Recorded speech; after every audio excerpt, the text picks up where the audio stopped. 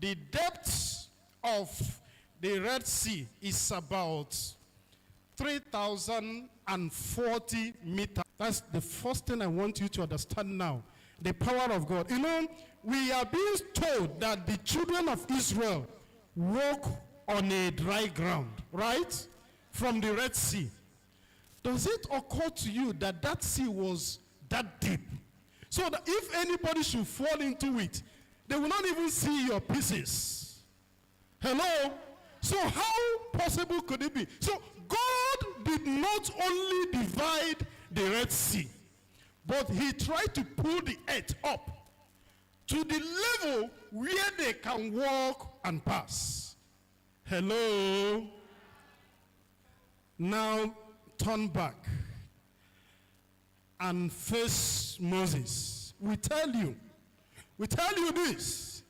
Leave us in Egypt. Let's serve the Egyptians.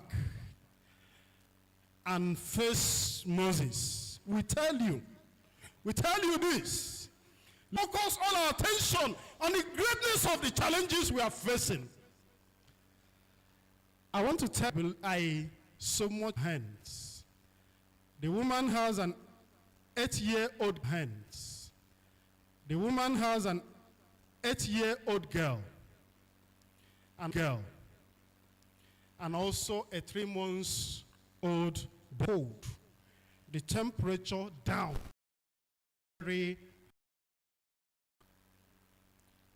And the news has it that the man accused his uncle, that is his uncle that killed his wife. And after 15 days, another family lost a family member. Him, the dead body, to go and bury in the same cemetery.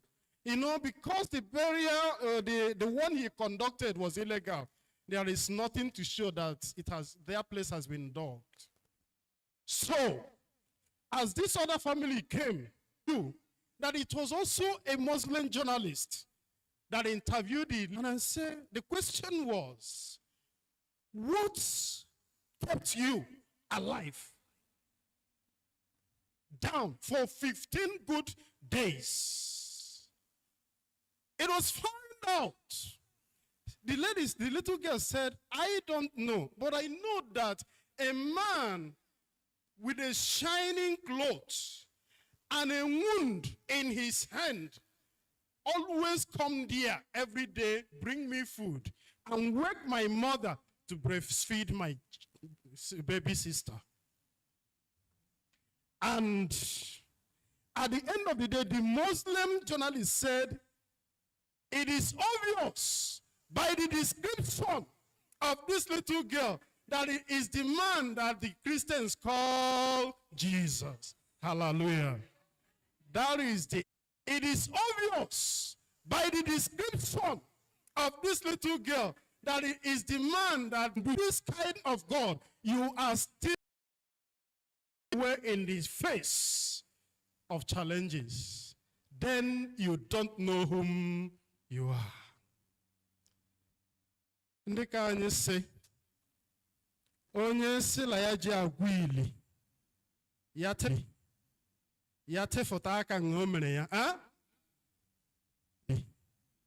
ya tefụta aka nga o mere ya, ya agwọ, ọ marala onye ndị egwọ ya, ya tefu aka nga o mere ya, ya ga onye ahụ emegere. I'm talking about. Hello?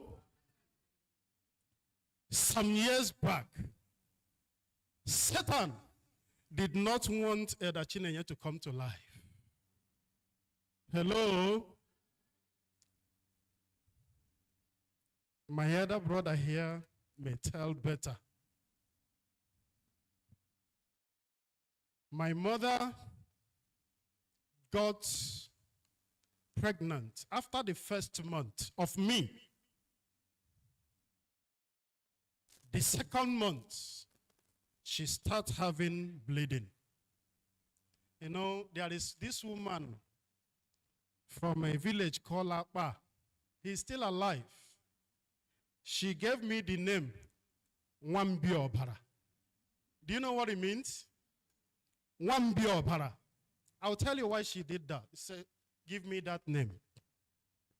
So, this bleeding is not a child's play.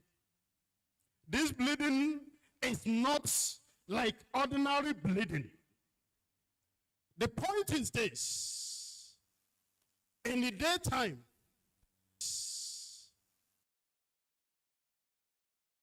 that bleeding will not drop. Her pants will not be stained. Evening, when she must have done with whatever she wants to do, and lie down, the fountain of blood will open. She sleep with nothing less than 4 different wrappers before morning, and none of them that you bring out that will not be gushing out blood. The next day, you will be something like, one creator. Those who are conversant those days, if you call the government to, they were expecting to give birth to something very funny that probably they will call the government to do what?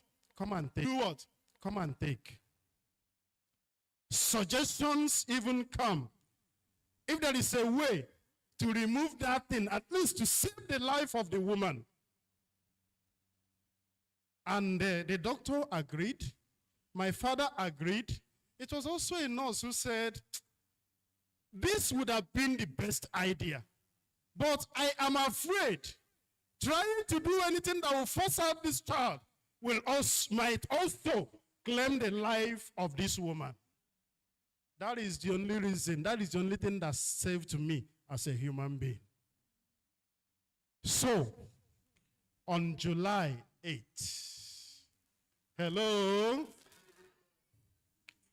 On July 8th, the Lord performed a miracle, a miracle.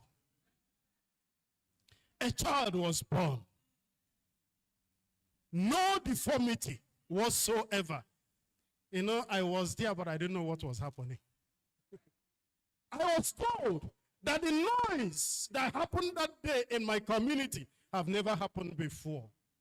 Because nobody believed that it's possible.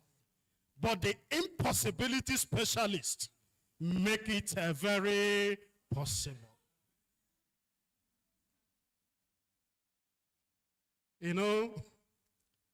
Satan did not rest. He didn't. After 3 months, I was to be dedicated. Tuesday of that week for my dedication, my mother went to Aba, buy the things they will. Come back to sew the clothes. Thursday of that week, some people come and do some funny things. Are we together? They come and sacrifice in my compound. And my grandfather saw it first and called my father. What is this? Did you call people to say, how can I? I am not into this, but if I have any reason why to do this, I will inform you. He threw that in a way, and that day my mother fainted. What happened this 9 months was a child play to the other thing she faced from that moment. They give her, this side they call it Oboba. This side they call it Ikogo. All the days of her life, she can't lie down sideways, it's up. If there is any definition of somebody who didn't suck her mother's breast well, I am.